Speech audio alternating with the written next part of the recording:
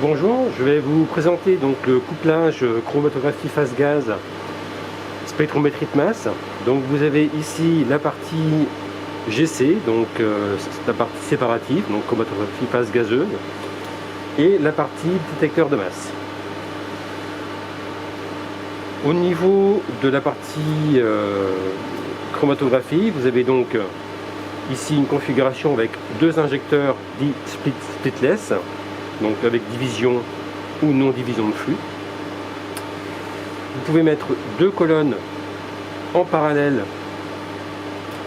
dans cette GC avec une sortie sur un injecteur vers un détecteur dit FID, à ionisation de flamme, et une autre sortie, donc la première sortie, qui va aller vers le détecteur de masse.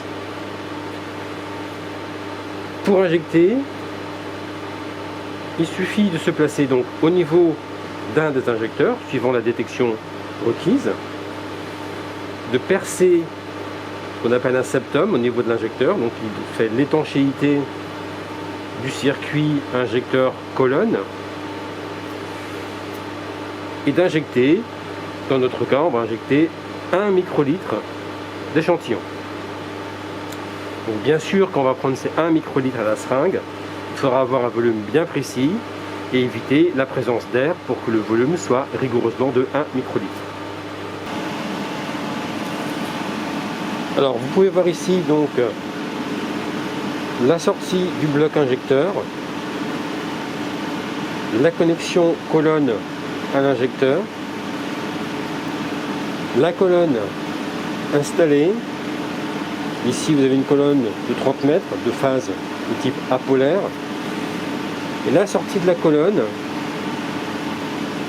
qui va aller ici vers le détecteur de masse.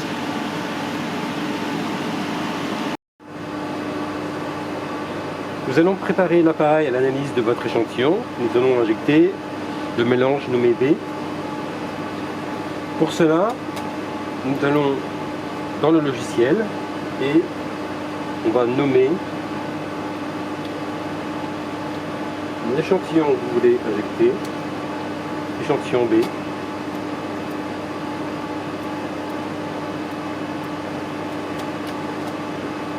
On valide et on envoie tous les paramètres d'analyse au couplage. Donc, les paramètres, ce sont des paramètres de colonne, donc température de four, température d'injecteur, mode d'injection.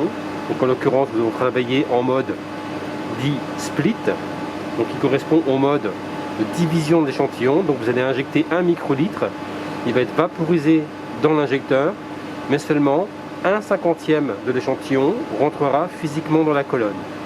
Donc on règle un débit de 1 ml par minute pour amener l'échantillon dans la colonne, et on règle un débit de 50 ml minute perpendiculaire à ce débit de façon à diviser l'échantillon. Bien sûr, le flux de 50 ml minute en hélium va exclure donc une partie de l'échantillon. Donc ce taux de division, à nous de les régler en fonction de la sensibilité requise. Une fois que les paramètres sont transférés à l'instrument, vous avez ici les deux indicateurs ready au niveau de la GC, ready au niveau de la masse. Donc à ce moment-là, on va pouvoir injecter.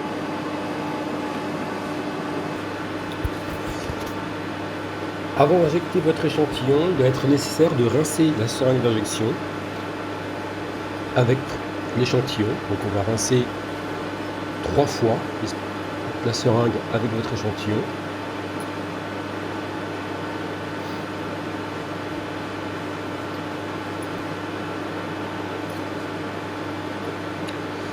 On va chasser les bulles d'air présentes dans la seringue en faisant plusieurs allers-retours avec le piston. Et on vient prélever exactement 1 microlitre d'échantillon.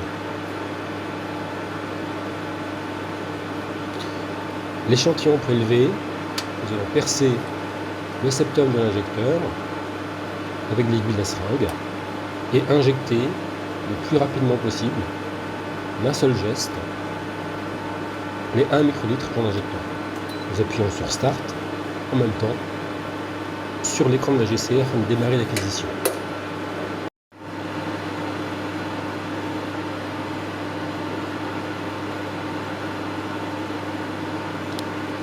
L'acquisition est donc en cours. Vous voyez dans la fenêtre principale avec le fond jaune, première fenêtre en haut, normalement apparaître le chromatogramme, donc échelle des X, le pays des temps, échelle des Y, l'intensité de la réponse, et en dessous vous avez une autre fenêtre avec un fond blanc qui va vous montrer les spectres en temps réel.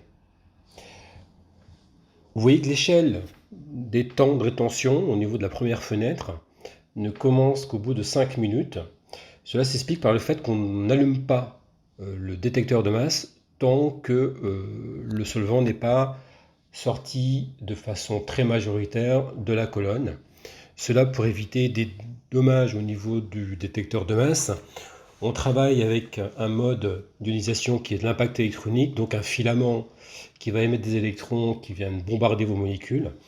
Et si vous avez une présence très massive de solvant, ça risque de nuire au fonctionnement du filament, voire de détruire le filament. Donc on vient mettre ce qu'on appelle un délai de filament, ici de 5 minutes, et donc l'acquisition ne commencera pas avant 5 minutes. Au bout des 5 minutes, après le délai de filament, vous voyez le détecteur s'allume et on voit apparaître dans la fenêtre avec le fond blanc les spectres de masse en temps réel, donc ce qu'on appelle des scans, donc le balayage qui est fait en rapport n sur z. À peu près toutes les secondes, vous avez un spectre de masse qui est réalisé par l'appareil de ce qui sort réellement, physiquement de votre colonne. Alors pour l'instant, on n'a pas de pic. Oui, si vous regardez en haut, la ligne horizontale qui apparaît rose dans la fenêtre à fond jaune, vous ne voyez pas de pic chromatographique apparaître, mais on a quand même des fragments, donc des entités qui sortent de la colonne et qui engendrent des spectres de masse. Ces spectres de masse, en fait, ce sont des spectres caractéristiques de la phase stationnaire de votre colonne. Ici, nous avons une colonne donc avec une phase apolaire, et cette phase va se désorber en permanence, et surtout en fonction de la température. Plus la température du four va augmenter, plus cette phase va se désorber. Donc le bruit de fond que vous avez est dû à la phase stationnaire de votre colonne. L'ensemble des composés sont sortis, donc vous voyez à l'écran le chromatogramme, 3 pics chromatographiques, donc correspondant aux 3 molécules à identifier. Donc on peut arrêter l'acquisition. Donc le four colonne revient aux conditions initiales, donc à la température initiale, le gradient. Et nous allons pouvoir donc passer à l'identification de vos molécules en allant chercher leur spectre de masse. On ouvre donc un autre logiciel qui permet de récupérer l'acquisition que vous venez de faire. Vous voyez à l'écran le chromatogramme donc, avec les 3 pics chromatographiques que vous avez vu tout à l'heure à l'écran. Il suffit de venir double-cliquer sur chacun des pics pour obtenir le spectre de masse correspondant que vous voyez apparaître dans la fenêtre à fond blanc. On peut aussi retirer le bruit de fond dû à la colonne en venant cliquer sur une soustraction de background afin d'avoir un spectre un peu mieux défini et éviter toutes les réponses, tous les fragments n sur z qui seront dus spécifiquement au relargage de la phase stationnaire. On vient cliquer sur chacun des pics et vous obtenez donc le spectre de masse correspondant